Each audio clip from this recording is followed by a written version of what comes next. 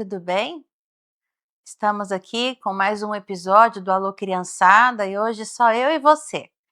E nós vamos tratar de um assunto que eu gosto muito e tem muito a ver com a nossa vida hoje, né? Mais uma vez vamos falar sobre criação de filhos, mas eu quero trazer um episódio da Bíblia que sob um novo prisma. Lembra daquela história que Maria e José viajaram para Jerusalém para adorar a Deus?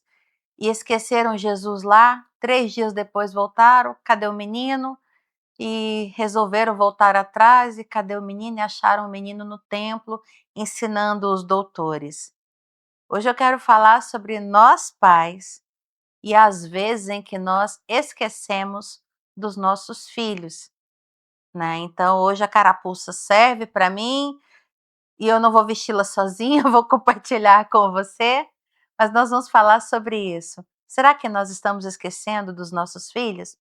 Então, esse aqui é só uma provocação, uma introdução no nosso tema. Então, eu aguardo você no nosso próximo bloco. Vamos fazer um intervalo, só beber um golinho de água e nós voltamos logo logo. Te aguardo.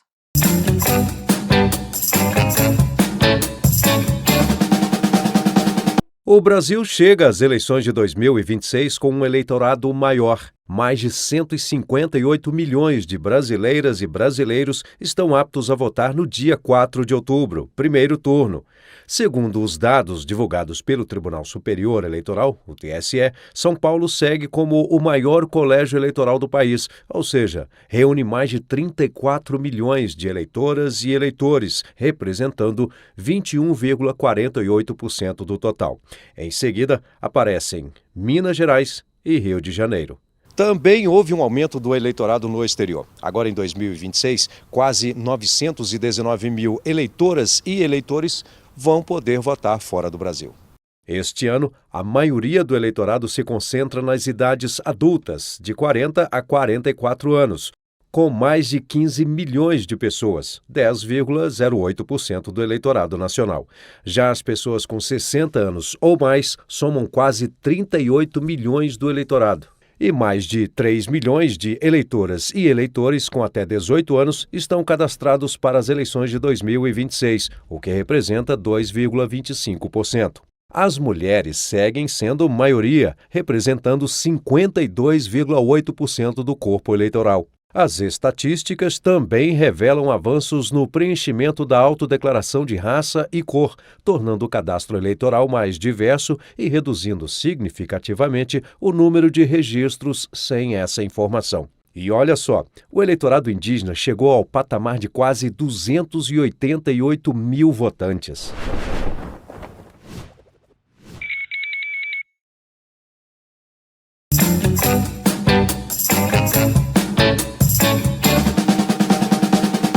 Voltamos! Eu falei que era rápido, não é verdade?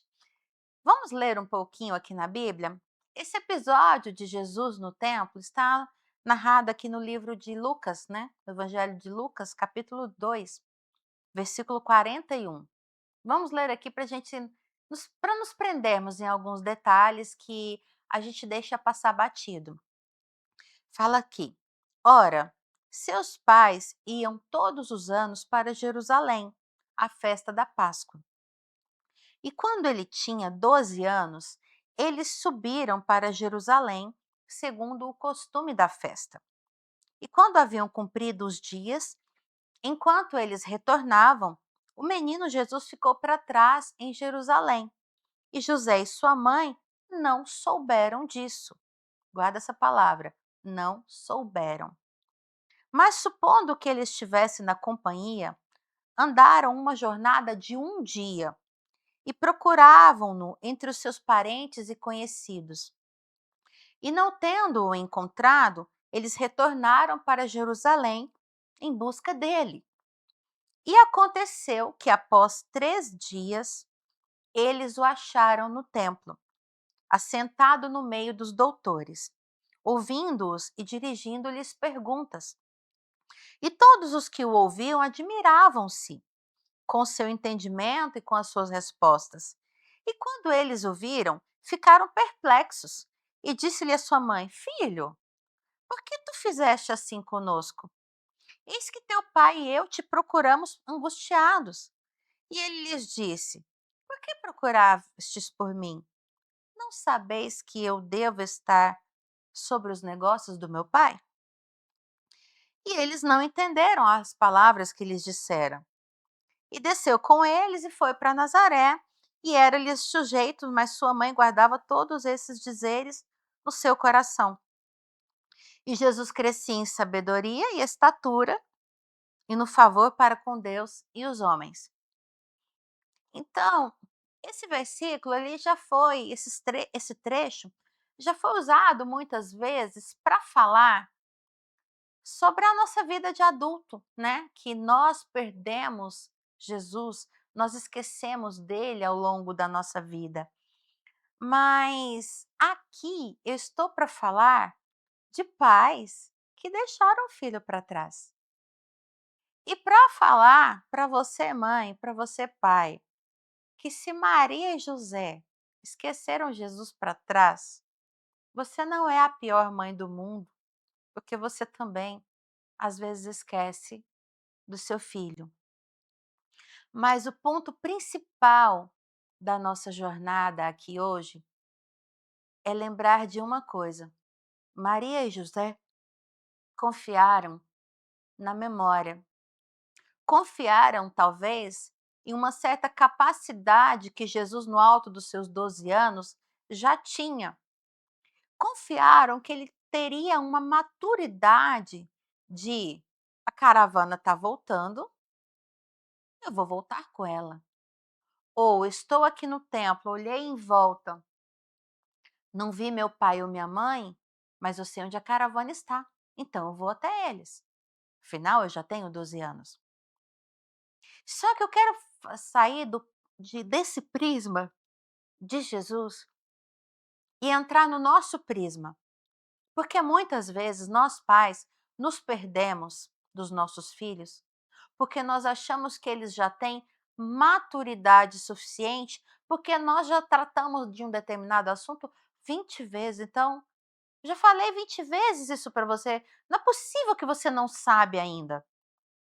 Quantas vezes na nossa impaciência nós achamos que eles já estão prontos, que eles já sabem de tudo, que eles já entenderam tudo. E por isso nós não precisamos falar, e por isso nós não precisamos olhar para eles, e por isso nós não precisamos ir até onde eles. Talvez esse ponto é o principal hoje, onde os pais pecam tanto, onde eu peco, onde você que está me assistindo peca. Porque nós estamos achando que os nossos filhos já entenderam tudo e que eles não nos obedecem porque eles não querem, que eles não vão atrás da caravana, que eles não voltam lá no caminho atrás que eles já conheciam, porque eles não querem. E aí nós entramos em como que eu posso dizer, em um caminho onde eu não falo com ele porque ele não quis falar comigo. E aí, de repente, nós estamos há muito tempo sem conversar com os nossos filhos porque nós achamos que eles não querem conversar conosco. Acontece que eles estão lá no templo, no último lugar onde nós estivemos juntos. Eles estão esperando que a gente volte lá para buscá-los. Será que você tem ido atrás do seu filho?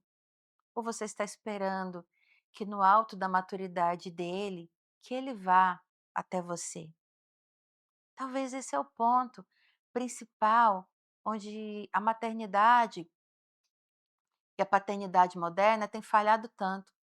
Nós estamos esperando que os nossos filhos venham até onde nós estamos e não percebemos que com as nossas pernas mais longas nós caminhamos mais rápido, conseguimos andar grandes distâncias mais rápido e nós não percebemos que nós estamos andando numa velocidade que eles não conseguem nos alcançar. E eles ficaram para trás.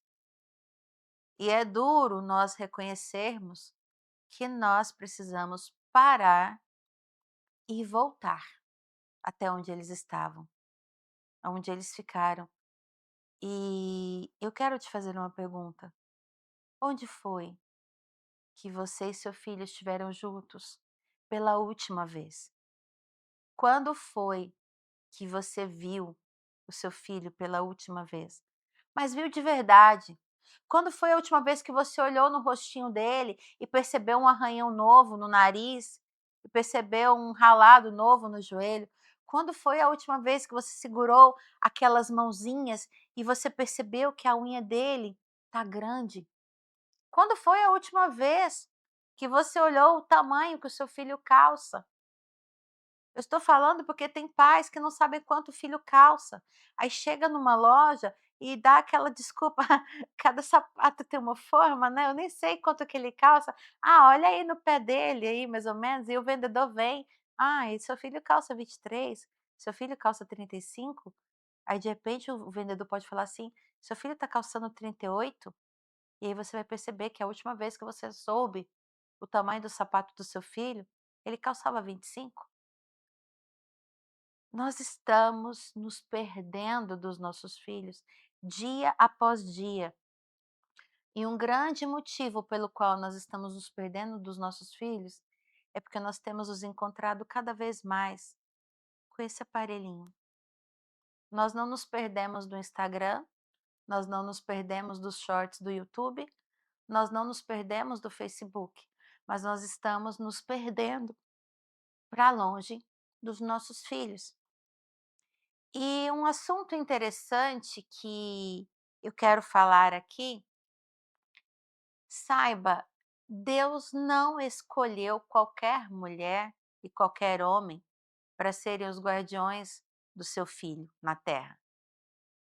Eu tenho certeza de que em época nenhuma, nem nos nossos dias hoje, nem nos dias antes, eu tenho certeza de que não haveria outra mãe melhor para Jesus do que nos dias de Maria. Porque eu não escolheria a pior pessoa para cuidar do meu único filho. Eu escolheria a melhor. Então eu não tenho dúvida de que Deus escolheu a melhor mulher que havia na época.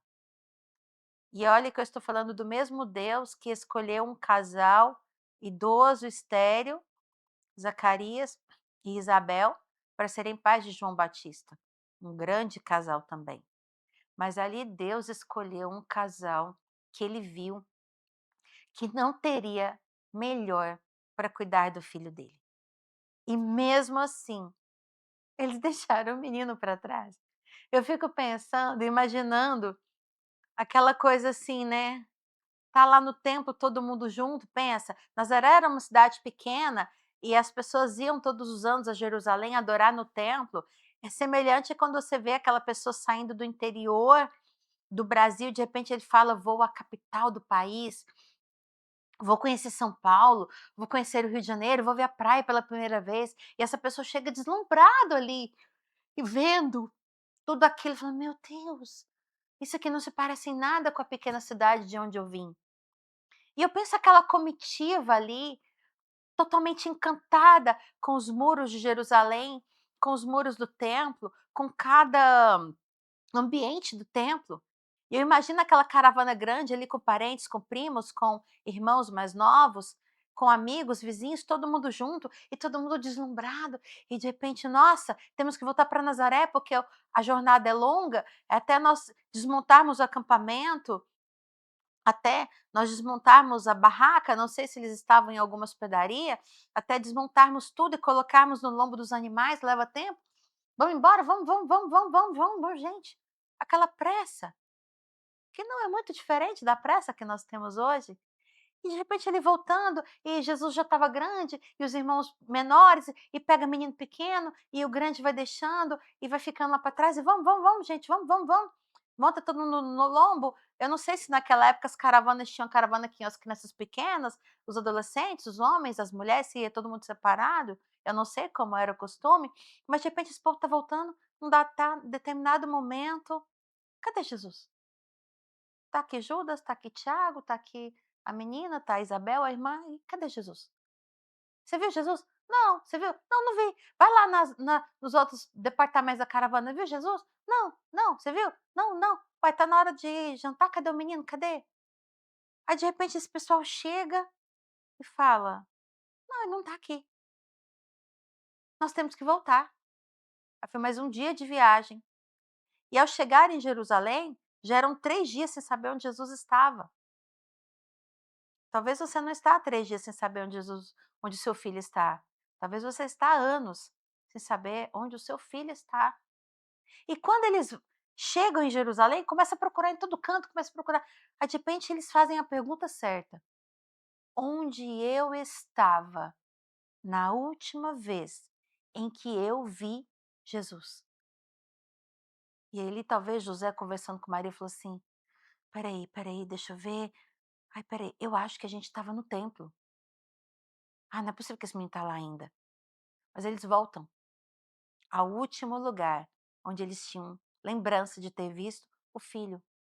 E Jesus estava ali há 3 dias, conversando com os mestres. Ali ele estava bebendo água junto com os mestres, ali ele estava comendo junto com os mestres, ali dava hora de dormir, ele dormia ali no templo. Estamos falando de um menino de 12 anos fora de casa. Hoje, onde a gente vai, a gente carrega uma mochilinha, mas nós estamos nos dias atuais. Ali foi um menino que ficou 3 dias comendo o que davam para ele, bebendo o que davam para ele, dormindo no chão, talvez, escorado na capa, talvez ele pegou a capa e fez de travesseiro. São 3 dias. E quando eles chegam, eles falam assim: "Onde que você estava, menino? A gente estava preocupado". E eles jogam para Jesus a responsabilidade que era deles. "Você não sabe que a gente estava preocupado procurando por você?" Falou: "Ah, mas você devia saber que eu estava aqui na casa do meu pai, cuidando dos assuntos do meu pai". Então nós estamos o tempo todo jogando nos nossos filhos, na maturidade deles, na lembrança de que nós já tratamos daquele assunto milhões de vezes com eles, nós estamos jogando nos nossos filhos a responsabilidade que é nossa. Doeu? Dói em mim. Está doendo em mim, porque enquanto eu estou conversando com você, eu estou lembrando das vezes em que eu esqueci os meus filhos. Então, vamos fazer um intervalo, beber uma água, respirar fundo e depois nós voltamos? Eu te aguardo, não vai embora, fica aí, eu volto logo logo.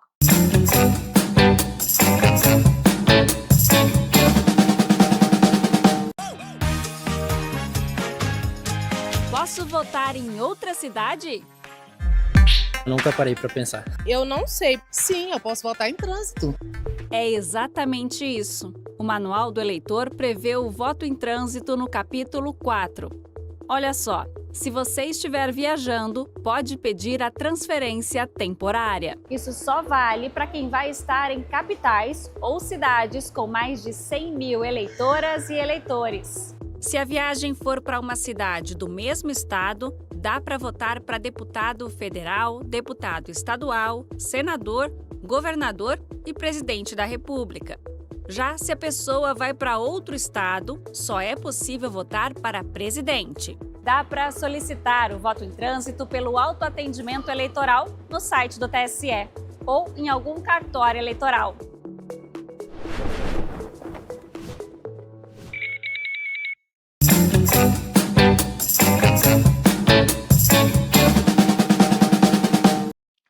Voltamos? Eu falei que era rápido.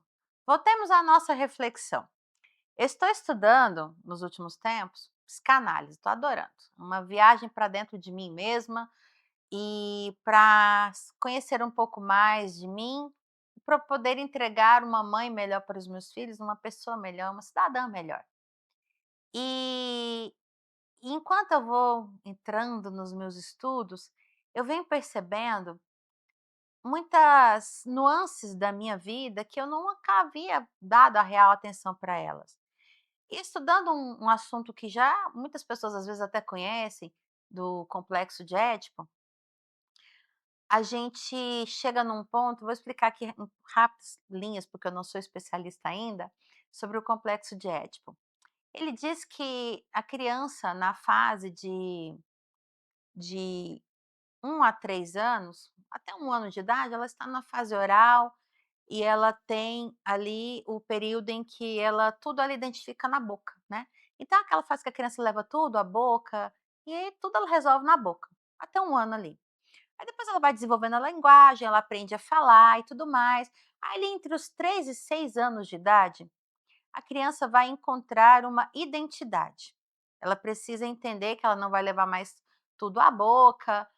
E aí o que acontece? Nessa fase, tem um período em que a criança ela se identifica com o sexo oposto e ela repele, ela tem repulsa pelo mesmo sexo. Então, se é um menino, ele admira, ele fica encantado pela mãe e ele tem uma certa repulsa com o pai. A menina, o contrário, ela se encanta pelo pai e ela tem uma repulsa pela mãe. E aí eu comecei a observar, né? E depois que passa essa fase, a criança entende que ela precisa da mãe também, que ela precisa do pai, e ela vai ali naquele caminho após os 6 anos de idade, ela vai criando a própria identidade. E aí, eu vejo, como eu tenho um casal de filhos, eu comecei a observar que o meu filho realmente nessa fase, até os 6 anos de idade ali, eu era o foco da vida dele. Eu era a razão da vida dele. Tudo ele era mamãe, mamãe, mamãe, mamãe, e só existia a mamãe na vida dele. Eu ficava até culpada, falei: "Gente, mas meu marido é tão bom, ele é um bom pai, ele é presente, e ele não gosta do pai". E aí, dali para frente, nesses 6 anos, chegou a nossa filha. E aí, ele começou a buscar mais a companhia do pai. E aí hoje eu entendo, porque a minha pequena que está com 4 anos, já foi o contrário. Enquanto meu marido não estava em casa, eu existia para ela. Ela permitia que eu cuidasse dela. A partir do momento que o papaizinho estacionava o carro na garagem, era papai para comer, era papai para tomar banho, era papai para trocar fralda, era papai para tudo. Eu não existia. Ela anulava a minha presença de uma forma que, se estivéssemos nós 2 juntos, ela só queria o colo do pai, tudo era o pai. E agora minha filha está com 4 anos, há uns meses atrás, ao longo desse ano, ela começou a me deixar participar de certas áreas da vida dela. E aí ela começou a me chamar para eventos, mesmo o pai estando junto. E agora ela já começou a falar: "Mamãe, hoje vamos ficar só as meninas. Deixa o Miguel com o papai para lá, que eles são os meninos, e agora nós vamos aqui fazer as nossas coisas, porque nós somos meninas, nós somos cor-de-rosa, e agora, mamãe, é a hora das meninas". E por que que eu tô falando isso? Porque achava, falava assim: "Ah, tá bom, a menina é a princesinha do papai, ela gosta mais do papai, tudo bem". Mas agora estudando, agora entendendo, me aprofundando nisso, eu percebo que esse conhecimento tem melhorado a minha maternidade, porque eu estou conhecendo mais do funcionamento dos meus filhos. Eu estou conhecendo mais do meu funcionamento, eu mãe, eu Liana.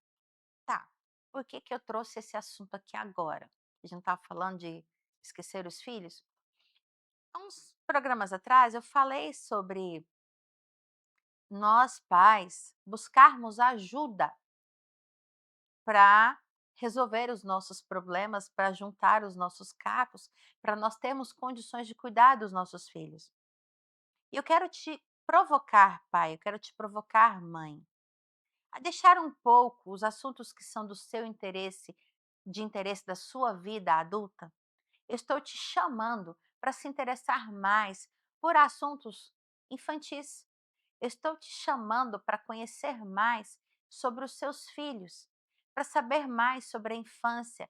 Estou te convidando, pai, para saber mais sobre as linguagens do amor do seu filho, sobre as formas que o seu filho demonstra amor.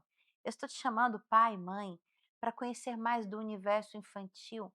Eu estou te chamando para conhecer mais sobre os desenhos, para saber da vida dos youtubers que o seu filho admira, para saber da origem dos desenhos que ele assiste. Vou te dar um exemplo. Estivemos agora na Copa do Mundo. Se você tem um menino em casa que gosta de futebol, eu tenho certeza de que o assunto dele, ao longo desses mais de 30 dias de Copa Copa, foi futebol. E eu tenho um exemplar lá em casa, que é o dia todo: "Mamãe, você sabia que o Pelé fez isso? Mamãe, a senhora sabia que o primeiro jogador que fez o gol mais rápido foi fulano de tal?" Eu: "Não, filho". "Mãe, a senhora sabia que a primeira seleção eliminada na Copa de tal e tal?" "Mãe, eu não era nascido, mas eu sei". Esse menino começou a se interessar e ler tudo, absolutamente tudo que ele podia sobre Copa do Mundo. E aí eu tinha 2 caminhos: ou eu escutava e aprendia com ele, ou eu falava: "Ah, menino, vai pra lá, não quero falar disso agora não". Infelizmente, eu sei que tem muitos pais que falam da segunda forma. E fala: "Tá, tá, tá, tá, tá, meu filho". Até que chega uma hora que esse menino não vai chegar mais e falar: "Mamãe, você sabia? Mamãe, você sabia?". Quando ele está falando: "Mamãe, você sabia? Papai, você sabia?", ele sabe que você não sabe. E na verdade ele está querendo te mostrar que ele sabe. Ele está querendo provar para você que ele sabe de alguma coisa. Ele está querendo comprovar para você que ele é capaz de aprender alguma coisa sozinho. E se você não estiver olhando para ele, se você não voltar lá no templo atrás onde você deixou ele lá para trás, o seu filho vai contar para alguém, para algum desconhecido o que ele sabia. Jesus poderia estar no retorno para Nazaré, conversando com seus pais sobre as coisas que ele tinha acabado de descobrir no templo. Mas ele estava a 3 dias de distância dos pais.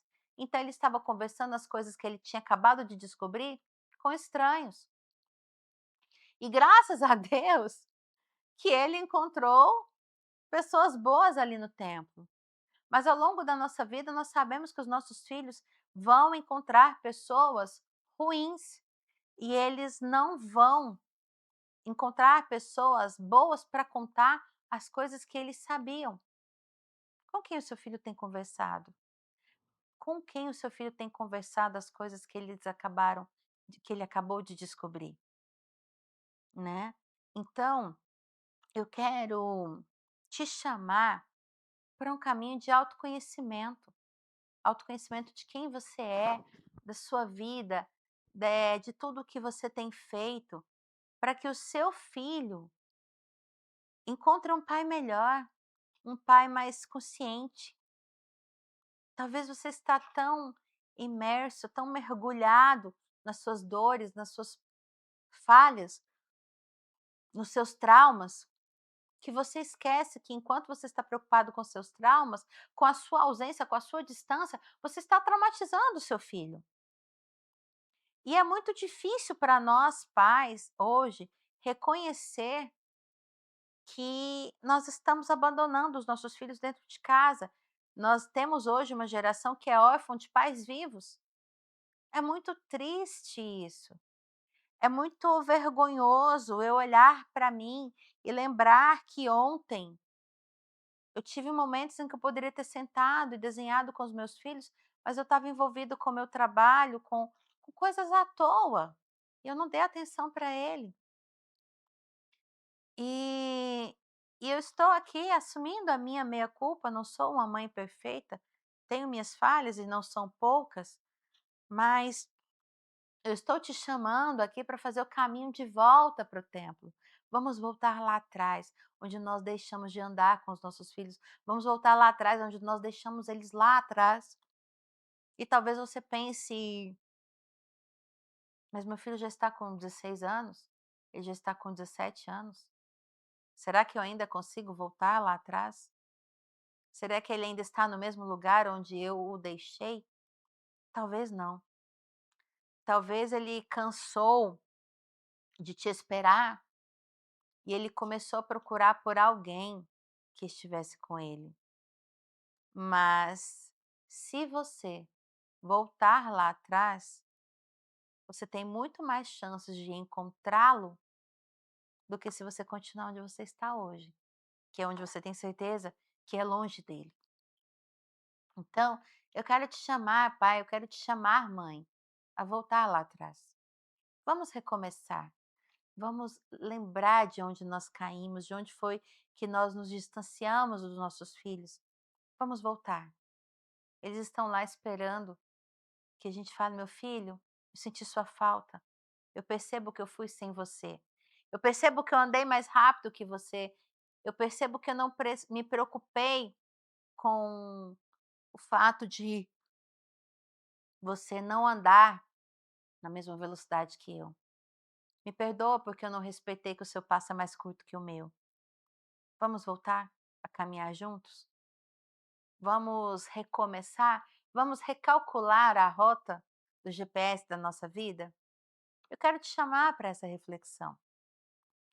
E para a gente fechar esse assunto, vamos fazer um intervalo? Vamos beber mais um golinho de água e a gente volta para encerrar esse assunto? Não vai embora, alô criançada, vai e volta logo logo, fica aí.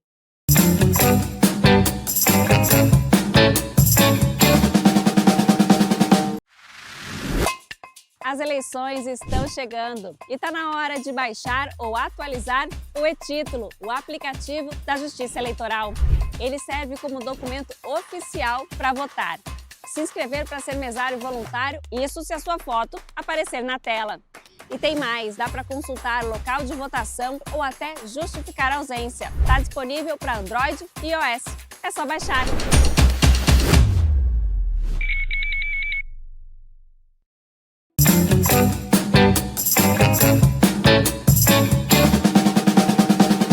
Voltamos? Vamos encerrar o nosso assunto? E para fechar, eu quero encerrar com as palavras de um pai que não conseguiu ensinar o seu filho a andar nos caminhos do avô e nem nos seus caminhos. Quero falar de Salomão. Salomão foi um homem que ao longo de sua vida não andou nos caminhos de seu pai Davi. Ele não aprendeu a amar a Deus como seu pai Davi amava. E nesse ponto aqui Davi falhou. Ele falhou em apresentar Deus para os seus filhos. Os filhos conheciam o Deus do pai, mas não tiveram o seu próprio Deus. Salomão, ao longo da sua vida, levou uma vida de riquezas, de promiscuidade, um homem que teve 1000 mulheres, muito dinheiro, mas um homem que aos poucos foi se distanciando de Deus. Um homem que Deus falou diretamente com ele, lhe deu sabedoria, mais do que todos os homens da terra, e ele foi esquecendo de Deus. Um homem que não ensinou seu filho Roboão a andar nos caminhos de Deus, e no reino de seu filho, Israel foi dividido e nunca mais foi o mesmo. Mas no final da vida, Salomão reconheceu todas as vaidades, todas as falhas, todos os erros que ele havia cometido, e ele faz um retorno. Ele faz ali um apanhado da vida dele. E o livro de Eclesiastes é sobre isso. Salomão reconhecendo que ele havia a vida toda corrido atrás de coisas que não passavam de vaidade. E no livro de Eclesiastes, no capítulo 1, tem um versículo que Salomão fala: uma geração passa e outra geração vem, mas a terra permanece para sempre. Aqui ele está reconhecendo que os dias passam, mas a ordem da vida é sempre a mesma, a terra não muda, nós é que mudamos. E aqui ele fala: o sol nasce, o sol se põe e volta para o mesmo lugar onde nasceu. Os rios correm sempre para o mar e o mar não fica cheio. Aqui ele está reconhecendo toda a sabedoria da vida. E, e aí ele fala: todas as coisas são trabalhosas. O homem não pode expressar tudo isso. O olho não se satisfaz com tudo que vê, nem o ouvido ouviu tudo que tinha para ouvir. E o que aconteceu, o que há de ser, o que está feito, é o que deverá ser feito. E não há nenhuma coisa nova debaixo do sol.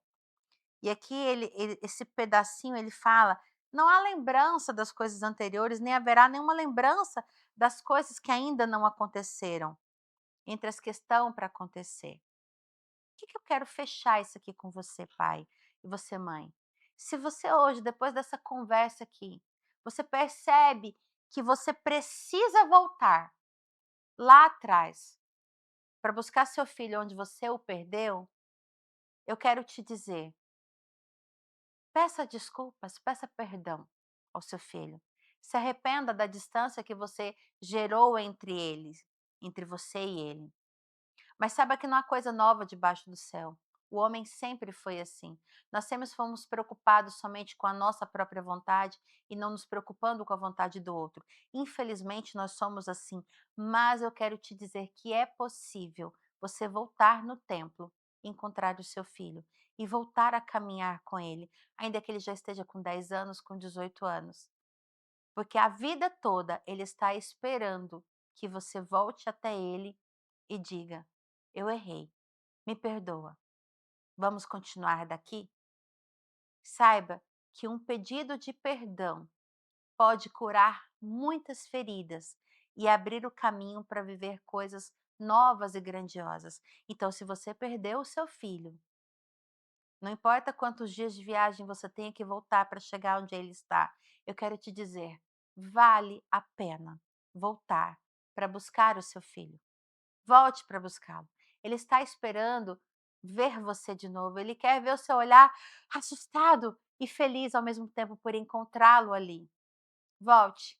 Peça perdão para o seu filho. Recomece. Recalcule a rota da sua vida. É possível construir coisas novas, apesar das coisas ruins que ficaram para trás. E eu te chamo para isso. Volte atrás. Seu filho está lá te esperando. Fica com Deus, até a próxima e que você compartilhe esse conteúdo se ele foi importante para você, porque ele foi importante para mim. Hoje eu estou pedindo perdão para os meus filhos e eu vou voltar ao templo onde eu os deixei sozinhos. Fique com Deus e até a próxima.